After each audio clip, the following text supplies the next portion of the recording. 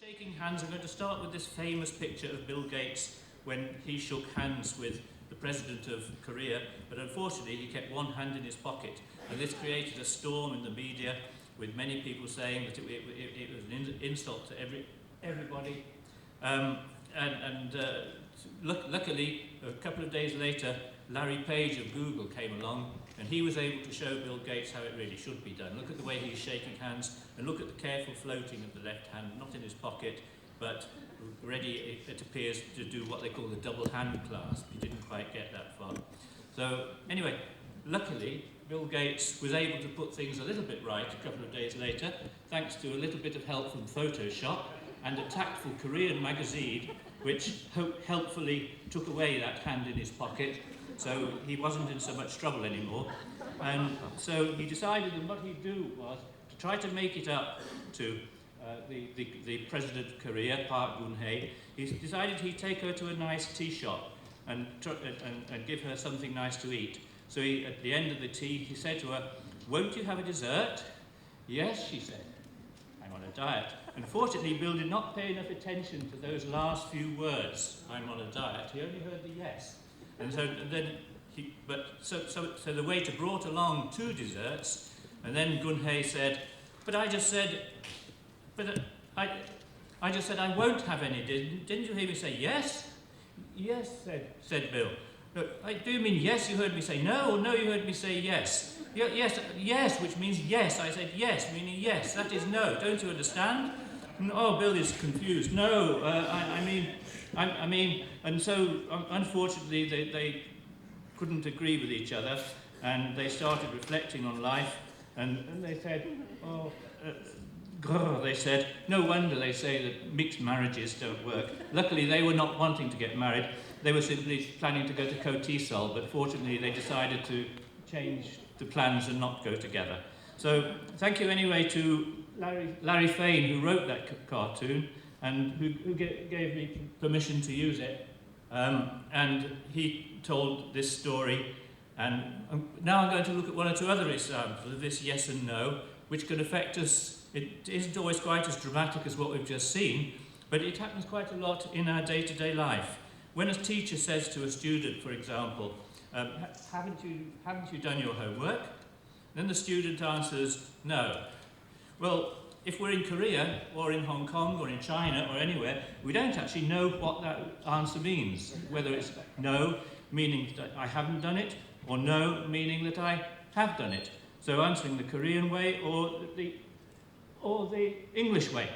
So all we can do is use other clues, such as the facial gestures, for example, the facial expressions. So if you look at this little boy, haven't you done your homework? No. Has he done his homework? No, he hasn't, unfortunately. We can tell that from his face, how sad he looks. So what about this little girl? Haven't you done your homework? No. Has she done her homework?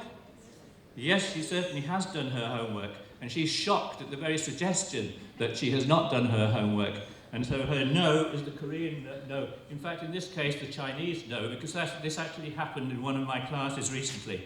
And in fact, she had done her homework. So anyway, here's a picture of me when I was younger.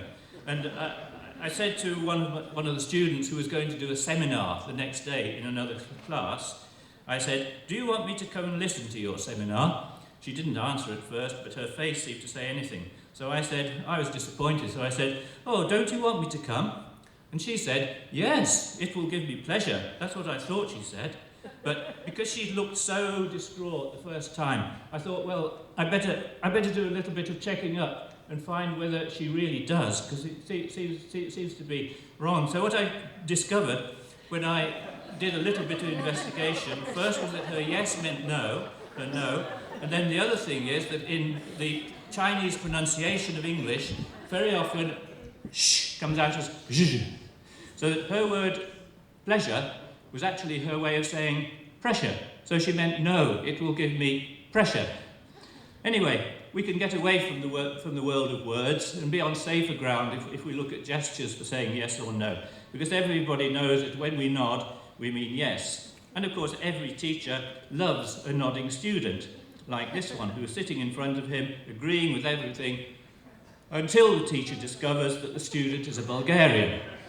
And then, of course, what we know is that in Bulgarian, nodding your head means no, shaking your head means yes. And so, but what about if this student is an English student of English? We don't know which system is he using, English or Bulgarian, and how can we tell? Well, difficult to tell, really. Though here's a little conversation that was overheard at a language school in Bournemouth. One boy says, "I asked that gorgeous Bulgarian girl if she'd come to the party with me. She nodded her head, but she never turned up." And so his friend says, "Oh, thanks for the warning. I'll steer clear of her." Anyway, linking together now the handshaking and the yes-no, here's another handshaking incident that happened recently when John Kerry shook hands with Wang Yi. But there's nothing intercultural to worry about here. If you look at the strange situation between them, what you need to know is that this was when China learned that Edward Snowden had stolen China's secrets. So what John Kerry is saying, look, I know I stole your secrets, but I won't steal your fingers. And so that was that incident. Now here to finish now, one little gesture. Here's baby George is waving goodbye to us all, and he's already gone.